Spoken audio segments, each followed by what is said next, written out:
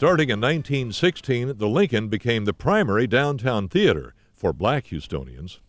On Saturday, we would go to the Lincoln Theater, and we would see generally a serial, picture in series. I recall one of the main actresses of that day was Pearl White.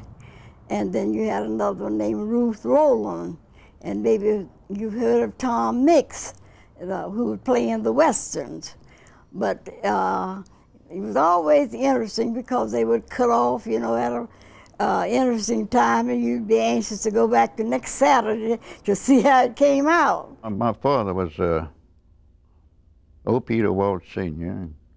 Yes, he was the first black to operate a movie theater in Houston.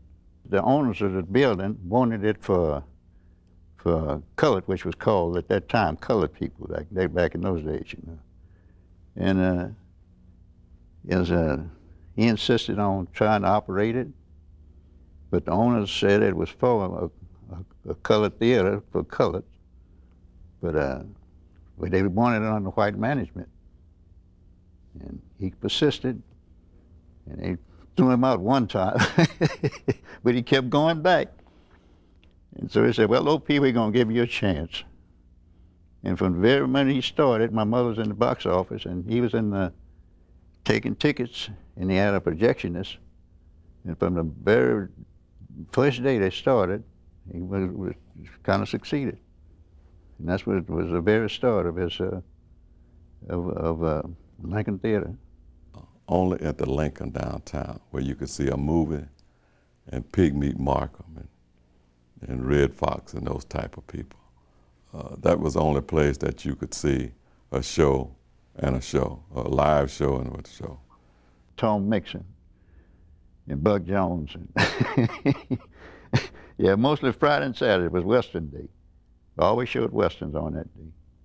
Price was right, 5 cents. And we used to pay, I used to cut a yard, get 15 cents, and I have a nickel to go to see the movie. That's what it was then. Johnny Mac Brown, John Wayne. John Wayne been here forever. On several occasions, he had cheering in free. Yeah, it was called Appreciation Day. Show the crowd, the people that he appreciate their patronage, And that was called Appreciation Day. And that kind of stuff kind of went over kind of big with the people, He was really one for the books, I'm telling you. Yeah, he won for the books because he had a deep imagination. I mean, he had a deep vision about things. I'm not bragging on him because he's my dad, but he had a deep vision.